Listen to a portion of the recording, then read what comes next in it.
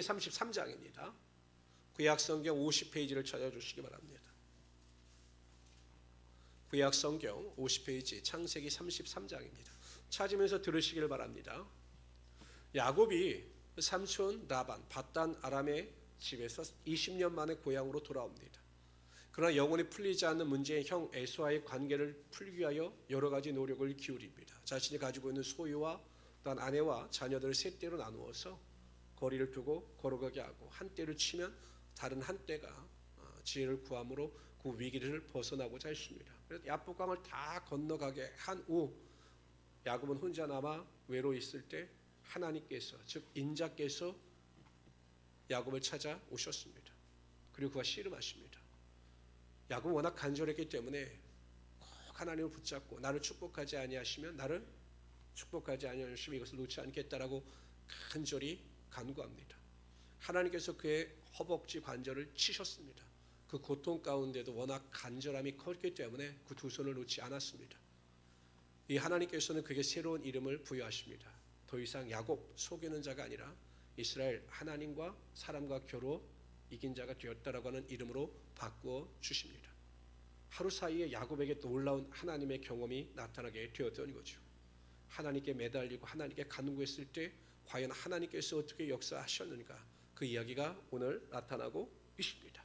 우리 1절부터 3절까지 읽도록 하죠. 1절 여러분들 읽어주세요. 읽습니다. 시작. 에서가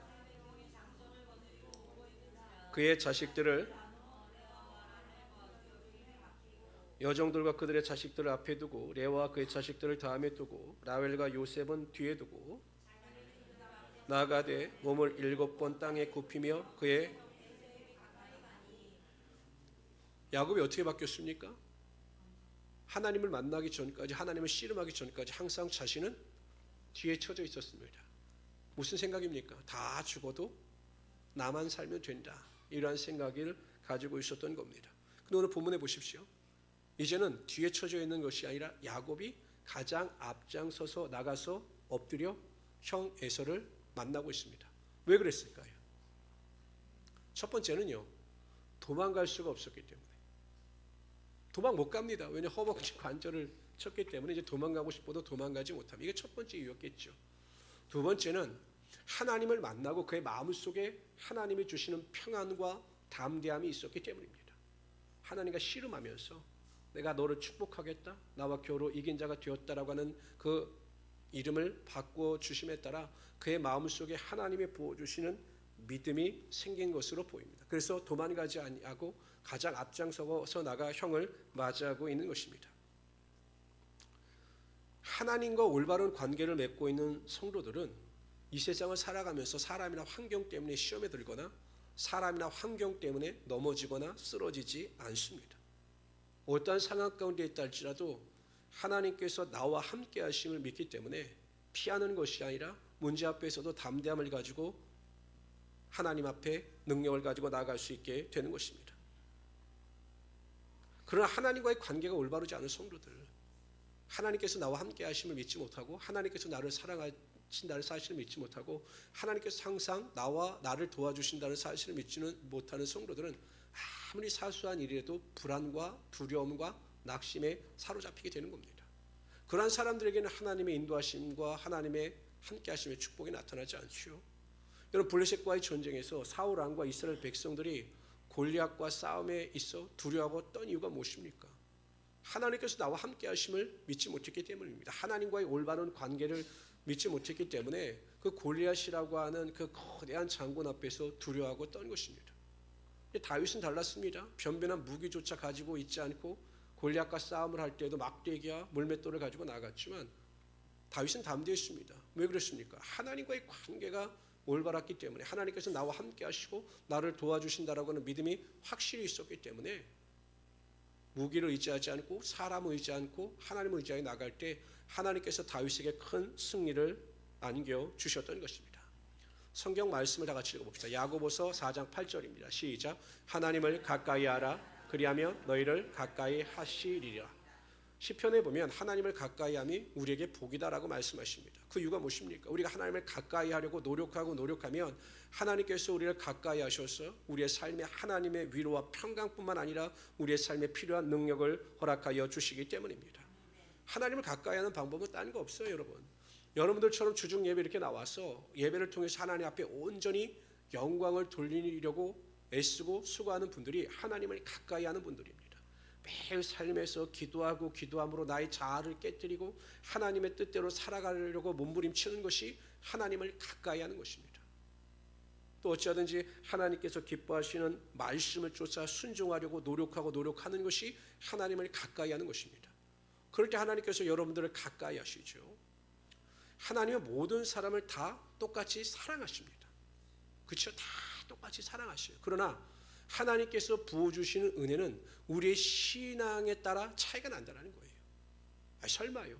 아니 왜 굳이 하나님께서 다윗을 대해서 말씀하실 때 이새의 아들 다윗을 만나니 내 마음에 합한 자다라고 말씀하셨겠습니까? 많은 사람들이 있는데 그만큼 다윗이 하나님의 마음에 합한 자로서 하나님을 기쁘시게 하는 삶을 살았기 때문에 하나님께서 그 다윗의 삶에 하나님의 놀라운 축복과 은혜와 능력이 반드시 나타나게 하여 주셨던 것입니다.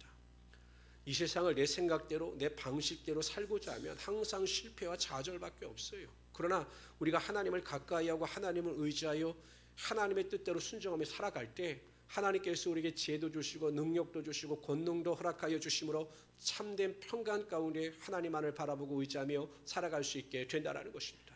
저는 우리 모든 성도들이 참된 평안의 능력을 가지고 살아가시는 귀한 성도들이 되시기를 주님의 이름으로 축원합니다. 제가 어저께 어떤 유튜브를 봤어요. 저는 항상 이 보는 유튜브 중에 하나가 뭐냐면 어떻게 인생을 조금 더 열심히 살까 이런 걸 제가 많이 도전을 받거든요.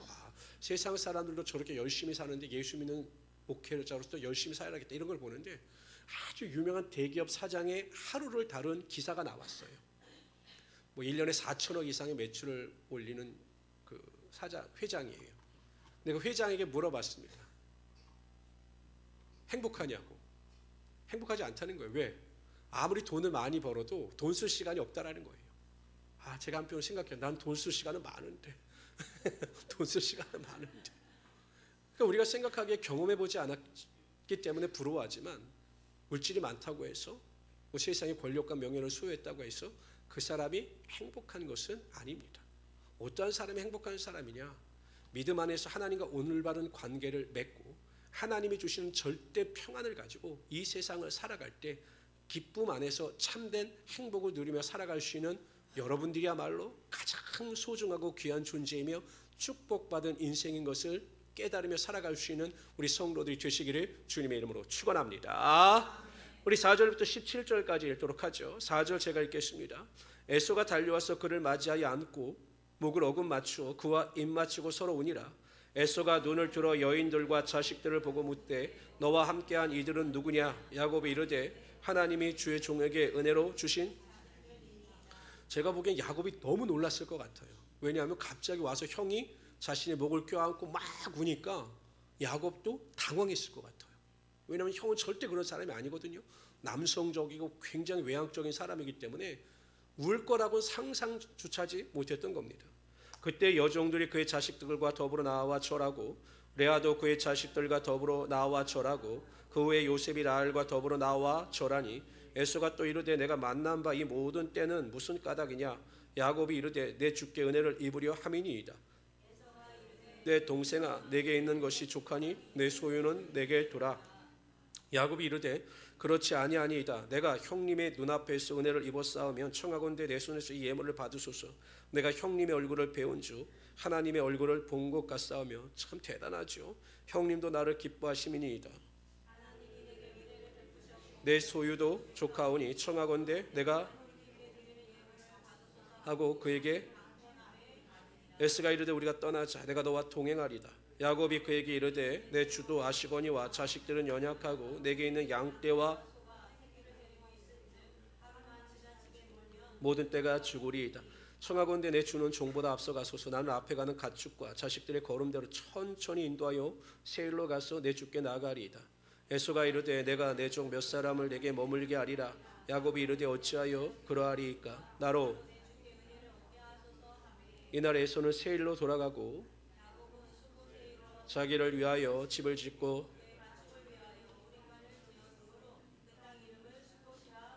전혀 예상치 못한 일이 벌어졌죠. 첫 번째 형이 먼저 옵니다. 그랬더니 야곱도 덩달아 울어요. 아마 야곱의 마음은 참 복잡했을 겁니다. 형이 자기를 용서해 주는 것 같다 기쁘면서도 갑자기 변한 형의 모습을 보면서 좀 당황했을지도 모릅니다. 그래서 어떻게 합니까?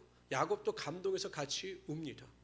야, 20년 동안 철천지 원수같이, 그 이전부터 더 철천지 원수같이 지내던 두 형제가 순식간에 화해의 모드로 돌아서고 있는 것입니다. 울면서 모든 악한 감정이 다 사라졌겠죠. 에서가 그 야곱에 대한 증오와 미움도 사라졌을 것이고, 또 야곱도 형에 대한 두려움과 불안이 다 사라졌을 것입니다. 우리 모든 성도님들에게 이런 질문을 드리면 참 쉽게 다 맞히실 것 같아요. 누가 하셨을까요? 누가 하셨을까요? 만약에 세상 사람들한테 물어보면 모르는데 여러분들 지혜롭기 때문에 다 아는 겁니다. 누가 하셨을까요? 하나님이 하신 겁니다. 하나님이. 에서가 보기에는 자기 동생이 외국에 나가서 좀 잘 살다 왔겠지라고 생각해도 오늘 보니까 다리를 어떻게 합니까?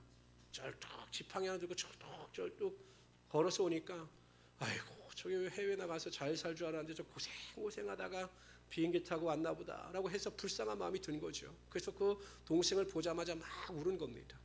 그래서 그 마음속에 있는 모든 분노와 증오가 다 떠나가게 된 것이죠.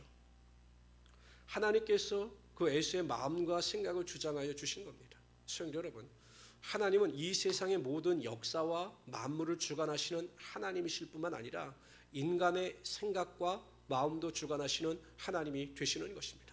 하나님은 때로는 이방인들의 마음을 통해서도 역사하셔요. 우리가 잘 알고 있듯이 그 고레스, 메데바사의 고레스 왕을 통해서 이스라엘 백성들을 다시 이스라엘 땅으로 돌아갈 수 있도록 포로에서 귀환할 수 있도록 조치를 취하시는 것도 하나님이신 겁니다. 이처럼 하나님은 믿는 자들의 하나님이실 뿐만 아니라 믿지 않는 자들의 하나님도 되시는 거예요. 모든 걸 다 주관하시는 겁니다. 그래서 악한 자의 생각과 마음도 주장하시고 선한 자의 마음도 생각을 주장하여 주셔서 하나님의 뜻을 이루어 가시는 것입니다. 그러니까 일반 역사가 아니라 이 세상의 모든 역사는 구원의 역사인 것입니다. 우리가 솔직히 누군가의 마음을 변화시킬 수 있는 능력은 없어요. 그렇잖아요. 우리가 가끔 이런 말을 많이 합니다. 목회자도 그런 말을 많이 합니다. 사람들이 참 내 마음 같지가 않아요. 이렇게 세상을 살아가다 보면 내 마음 같지 않습니다. 내 옆에 있는 남편도 내 마음 같지가 않아요. 내 편이 아니라 남의 편인 것처럼 멀어져 보일 때가 있어요. 남편 입장에서 보면 아내도 내 마음 같지 않을 때가 있죠. 부모가 자녀들을 양육할 때마다 자녀들을 보면서 참 안타까울 때가 많이 있습니다. 이렇게만 좀 성장해 주면, 내 말을 좀 이렇게만 잘 이해해 주면 좋을 텐데 자녀들도 내 마음대로 되지 않을 때가 굉장히 많습니다. 그렇기 때문에 우리에게 있어 중요한 것은 우리의 말이 아니라 우리의 기도인 것입니다. 우리가 잔소리를 통해서 사람을 변화시킬 수가 없어요. 우리는 참 이렇게 잔소리라면 듣겠지. 아니요. 다수에게 경일깁니다. 제가 말씀드렸잖아요. 여성분들이 결혼을 하면서 가장 많이 하는 착각 중에 하나가 무엇입니까? 남편이 내 생각대로 변한다. 절대 안 변한다는 거예요. 그러니까 우리가 아무리 잔소리라고 좋은 말을 해도요, 남편들은 변하는 것 같지만 남편들은 잘 변하지 않습니다. 그렇기 때문에 우리가 말이 아니라 사랑하는 사람을 위해서 항상 무릎 꿇고 기도할 때 우리가 아니라 하나님께서 그 사람의 마음과 생각과 모든 것을 변화시켜 주심으로 말미암아 하나님께 영광을 돌릴 수 있게 된다라는 것입니다. 그래서 항상 기도를 해야 하는 것입니다. 가끔 성도님들은 저에게 그런 말씀하셔요. 목사님이 직접 그 집사님에게 이게 잘못됐으니까 고치세요라고 말해주시면 좋지 않을까요? 제가 이렇게 목회를 해오면 그런 말씀을 하시는 분들이 많이 있습니다. 제가 해봤을까요? 안 해봤을까요? 해봤을까요? 안 해봤을까요? 해봤어요. 옛날에 해보니까요, 그것을 순순히 받아들이는 분들은 거의 5%도 안 돼요. 다 상처받아요. 목사님 나에 대해서 오해를 하고 있다. 목사님 나를 잘못 생각하고 있다. 이렇게 오해를 하시지, 제가 그렇게 말씀을 드렸을 때 잘못했습니다 라고 돌이키는 성도님들은 거의 없어요. 그래서 제가 충고를 안 하는 겁니다. 왜 저라고 답답하지 않겠습니까? 제가 매일 새벽마다 꼭 하나님 앞에 제일 먼저 기도하는 두 가지가 있습니다. 제가 매일 새벽마다 저를 위해서 기도할 때 매일 기도하는 두 가지가 뭐냐면, 첫 번째는 성도들에 대한 궁일한 마음을 가질 수 있도록 기도합니다. 하나님 어찌하든지 간에 우리 성도들을 긍휼히 여기게 하시고 가엾게 여기게 하여 주시고 제가 정말 우리 성도들 마음 가운데 자애와 사랑을 가지고 기도할 수 있도록 섬길 수 있도록 도와주십시오라고 기도하는 게 첫 번째입니다. 두 번째는 하나님께서 저에게 예수 그리스도의 마음을 주셔서 우리 성도들을 섬길 수 있도록 해 주십시오라고 항상 간절히 기도합니다. 제가 또 능력을 구하고 말씀의 능력을 구하고 신의 능력을 구하는 게 아니라 항상 이 두 가지를 빼놓지 않고 기도합니다. 왜 그렇습니까? 저도 연약한 사람이기 때문에 감정적으로 대처할 수 있고 감정적으로 생각할 수 있기 때문에 이것을 항상 기도합니다. 그러면 하나님께서 깨닫게 해주셔요. 제 어떤 일에 참 마음이 속상하고 화가 날 때도 하나님께서 깨닫게 하시고 돌이키게 하시고 또 다시 방향을 올바로 잡게 하여 주시는 것입니다. 제가 어렸을 때 읽은 그 위인전 중에 태종 이성계 아시죠? 이성계하고 무학대사하고 굉장히 친했습니다. 제가 어렸을 때 읽은 위인전도 잊어버리지 않는 게 두 사람이 그냥 거의 허물이 없었어요. 그런데 하루는 태종 이성계가 무학대사를 가만히 쳐다보면서 이런 말을 하는 겁니다. 대사, 내가 보기에 대사는 지혜도 있고 불신도 뛰어나고 모든 것이 완벽한데 한 가지가 부족한 것 같소 라고 이야기를 했습니다. 그러자 무학대사가 이야기합니다. 뭐가 부족합니까? 라고 물어봤더니 이 태조 이성계가 하는 말이 얼굴이 돼지같이 생겼어 이런 말 하는 거예요.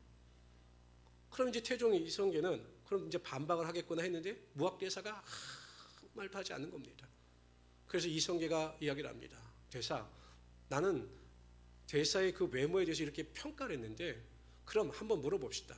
대사가 보기에 나는 어떻게 생겼어? 라고 물어봤더니 이 무학대사가 부처같이 생겼습니다. 이렇게 대답을 하는 겁니다. 이 이성계가 깜짝 놀랐습니다. 자신은 상대방에 대해서 돼지라고 이야기를 했는데 대사는 자신을 향해서 부처라고 이야기하니 깜짝 놀라는 것입니다. 그자 뒤이어서 무학대사가 이렇게 이야기합니다.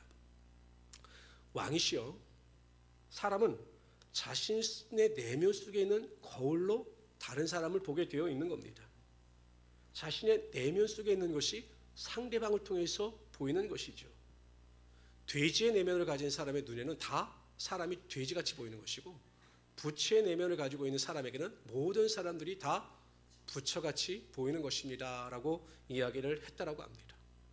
이것을 우리가 성경 말씀에 적용해 보면 어떨까요? 성경에 보면 너희 안에 이 마음을 품으라 곧 그리스도 예수의 마음이니 라고 빌립보서에서 말씀하고 있어요. 우리 안에 예수 그리스도의 마음을 가지고 예수 그리스도의 마음을 닮아가고자 노력하면 모든 사람들이 다 예수로 보이는 것입니다. 그래서 우리가 다른 사람을 섬기고 낮아지며 칭찬과 존귀와 영광을 돌리며 그 사람 안에서 더 겸손한 모습을 가지고 살아가게 되는 것이죠. 그럼 하나님께서 그 사람도 존귀 여겨주시지만 존귀 여길 수 있도록 최선을 다하는 우리들에게 하나님의 축복과 영광이 반드시 나타나게 하여 주시는 것입니다. 근데 반대로 여러분 생각해 보세요. 그 마음속에 사단이 자리 잡고 있습니다. 악한 영이 자리 잡고 있고 육신의 영이 자리 잡고 있으면 어떻습니까? 다른 사람을 비판하고 정죄하고 다른 사람에 대해서 막 깎아내리는 것입니다. 거짓말하는 것입니다. 이것은 마귀의 영, 사단이 하는 것이죠. 그러니까 우리 마음속에 예수 그리스도의 마음이냐 사단의 마음이냐에 따라 우리가 세상을 보고 판단하는 모든 것이 다 바뀌게 되어 있는 것입니다.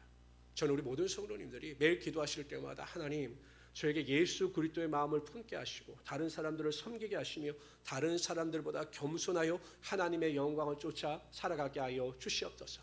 다른 사람을 판단하는 것이 아니라 다른 사람을 칭찬하고 다른 사람을 높이는 사람이 되게 하여 주시옵소서.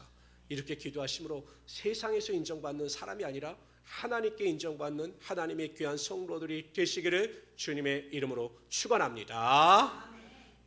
우리 18절부터 20절까지 읽도록 합니다. 다 같이 읽어봅시다. 시작. 세겜 성읍에 이르러 그 성읍 앞에 장막을 치고 그가 장막을 친 밭을 세겜의 아버지 하몰의 아들들의 손에서 백크시타에 샀으며 거기에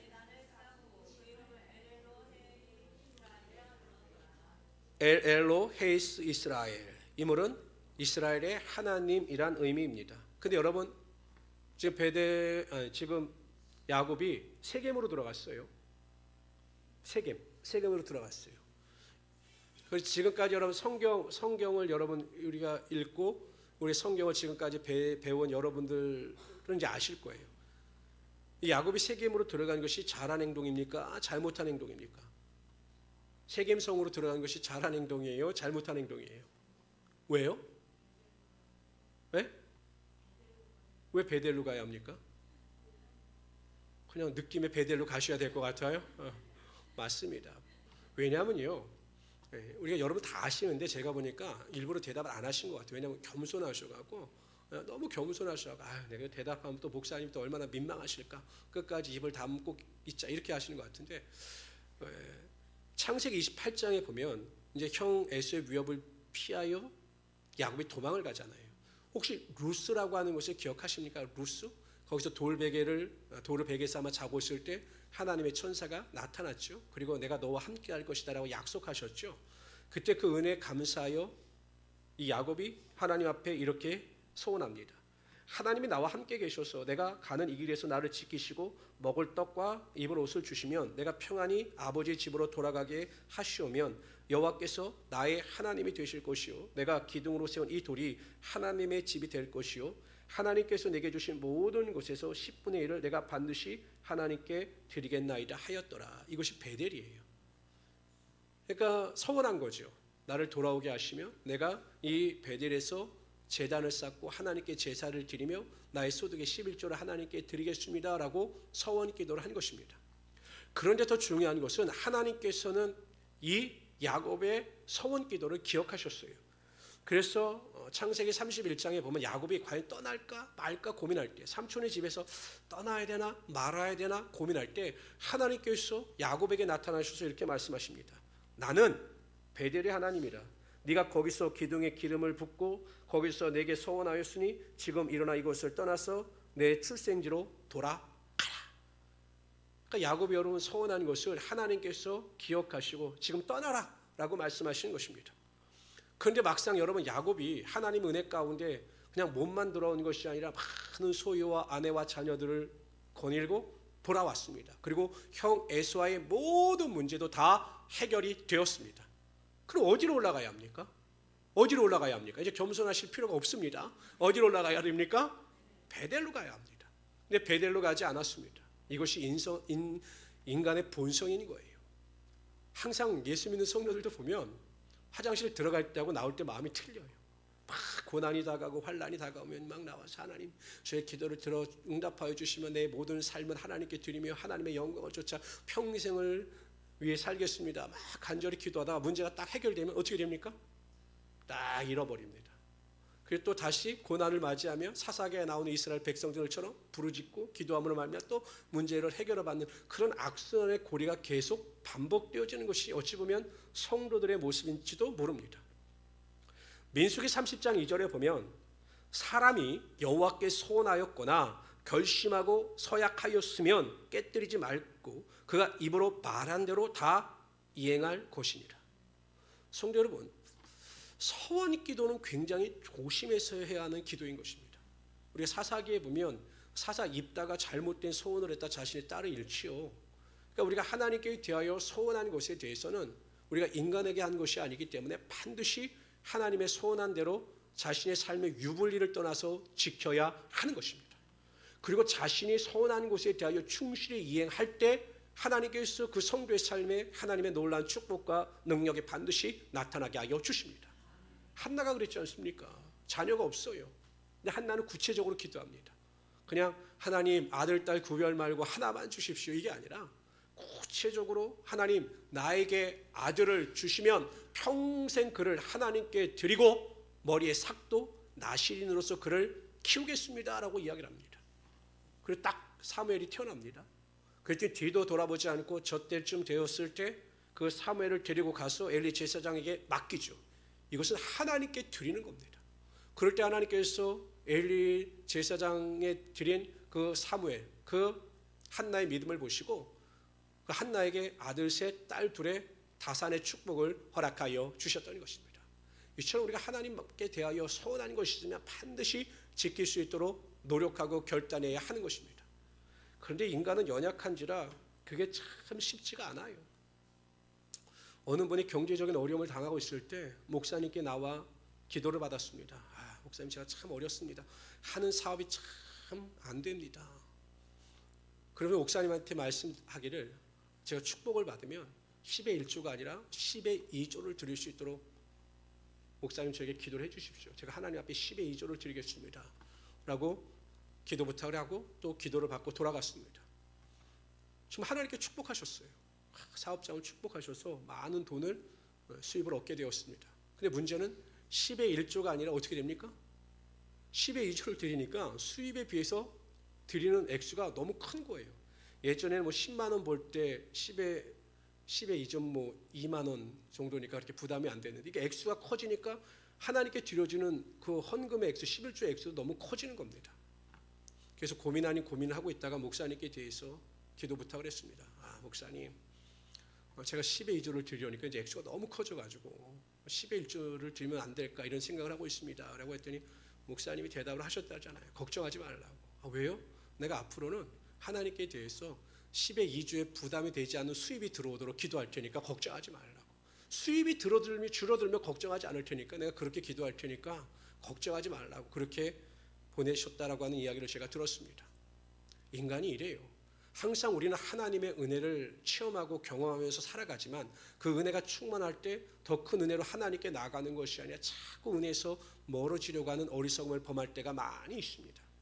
하나님은요, 하나님께 대하여 나의 생명마저도 조금 더 귀한 것으로 여기지 아니하며 전심껏 하나님을 위하여 살아가는 자들을 축복하시고 그들의 삶에 하나님의 영광과 존귀가 반드시 나타나게 하여 주시는 것입니다. 여러분, 우리가 하나님께 아낄 것이 무엇이 있겠습니까? 하나님께 아낄 게 무엇이 있겠습니까? 나의 생명을 구원하신 하나님, 우리를 위하여 독생자 예수를 이 땅에 보내주신 하나님께 대하여 우리가 무엇을 협상을 하고 무엇을 여러분 아쉽까할 필요가 있겠습니까?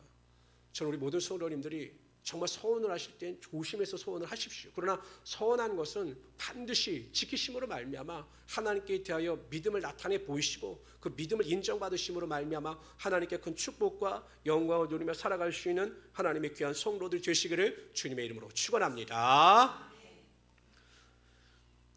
야곱이 세겜으로 간 이유는 분명합니다. 그 당시에 이 세겜은 번영의 도시였고 교육과 목축을 하기에 가장 좋은 지역이었기 때문에 세겜에 안착한 겁니다. 육신의 눈으로 바라보는 거죠. 그런데 여러분 보세요. 세겜에 가서 야곱이 믿음의 행위를 안 한 것은 아니에요. 오늘 본문에 보면 20절에 보세요. 제단을 쌓고 그 이름을 엘엘로 헤이스 이스라엘이라 불렀더라. 하나님 앞에 제사를 드렸습니다. 그런데 하나님께서 그 제사를 받아주셨을 리는 없습니다. 왜? 하나님께서 기뻐하시는 제사가 아니라 자신이 생각하는 제사, 자신이 원하는 제사를 드렸기 때문에 하나님께서는 절대 그 제사를 받아주시지 않으셨을 것입니다. 그러니까 육신의 생각과 육신의 욕심에 쫓아 영적인 선택이 아니라 세상적인 선택을 하고 말았던 것입니다. 성도 여러분, 제가 보면 신앙생활은 정말 이 좁은 길로 가는 거잖아요. 좁은 길. 우리 신앙생활은 성경에 보면 좁은 길, 좁은 길로 가는 겁니다. 항상 조심하지 않으면 이 좁은 길에서 벗어나요. 믿음의 길에서 벗어납니다. 그렇기 때문에 우리 항상 깨어 있어야 되는 것입니다. 그렇지 않아요, 여러분? 우리가 이제 생각해 보세요. 높은 절벽이 있습니다. 그 절벽에 우리가 걸어갈 수 있는 그 길의 폭이 한 30cm밖에 안 된다고 생각을 해보세요. 떨어지면 어떻게 됩니까? 죽어요. 그래서 이 길을 걸어가야 합니다. 그럼 여러분 어떻게 걸어갈 것 같습니까? 그냥 대강 걸어갈 것 같습니까? 막 뛰어갈 것 같습니까? 어떻게 걸어갈까요? 아마 이렇게 걸어갈 거예요. 조심 이렇게 한 걸음 걸어갈 때마다 정말 조심해서 걸어가고 주변을 살피면서 떨어질 위험 없는가를 살피며 걸어갈 겁니다. 그런데 우리 신앙생활할 때 너무 대강해요. 뭐 이 정도에도 문제는 없겠지만 대강합니다. 왜 그런가 생각하면 즉각적인 하나님의 심판이 없기 때문에 그렇습니다. 가끔은 저는 그런 생각도 해요. 구약시대처럼 발을 불을 내려주시면 어떨까? 그냥 죄를 범하면 지나가다 말고 갑자기 불이 내려서 뭐 이렇게 하시면 인간이 더 경각심을 가지고 살아가지 않을까라는 생각을 해봅니다. 근데 여러분 생각해 보세요. 구약 시대는요 아무리 하나님의 징계와 심판이 있었다 할지라도 사람들은 그때뿐이었습니다. 사람 또 죄를 범해요. 그 기적을 보고도 그 하나님의 심판을 보고도 또 죄를 범합니다. 왜냐하면 인간에게는 그 죄를 이길 수 있는 힘이 없어요. 근데 신약 성경에 오면 하나님의 축복이 임하죠. 어떤 축복이 임합니까? 성령의 능력이 임합니다. 그래서 율법의 요구를 이루어지게 하여 주시는 거죠. 이 세상을 살아가는 것도 마찬가지입니다. 우리가 항상 깨어서 믿음 안에서 살아가기 위해서 필요한 것은 성령의 충만함인 것입니다. 매일 성령의 능력을 공급함 받아야 우리가 이 세상을 능히 이기며 살아갈 수 있게 되는 것입니다. 그래서 우리 성도님들은 항상 하나님의 은혜를 기억하시고 성령 충만하여 하나님의 은혜 가운데 거할 수 있는 하나님의 귀한 성도들이 되시기를 주님의 이름으로 축원합니다. 기도합시다. 조시 하나님, 정말로 감사합니다. 우리가 세상 가운데 살아갈 때마다 하나님께서 항상 나와 함께 하시며 나에게 은혜를 부어주시고 영광과 존귀 가운데 승리케 하심을 정말로 감사합니다. 오늘도 하나님, 우리가 믿음으로 기도할 때마다 우리 모든 성도들에게 깨어있는 신앙이 되게 하여 주시옵소서. 하나님께서 나와 항상 함께 하시며 나를 도와주시며 나에게 은혜와 축복 주시는 하나님의 신을 믿고 세상이 아니라 하나님만을 바라보게 하여 주시옵소서. 하나님만을 의지하게 하여 주시옵소서. 감사하며 예수님의 이름으로 기도드리옵나이다. 아멘. 우리 찬양합시다. 나의 갈 길 다 갈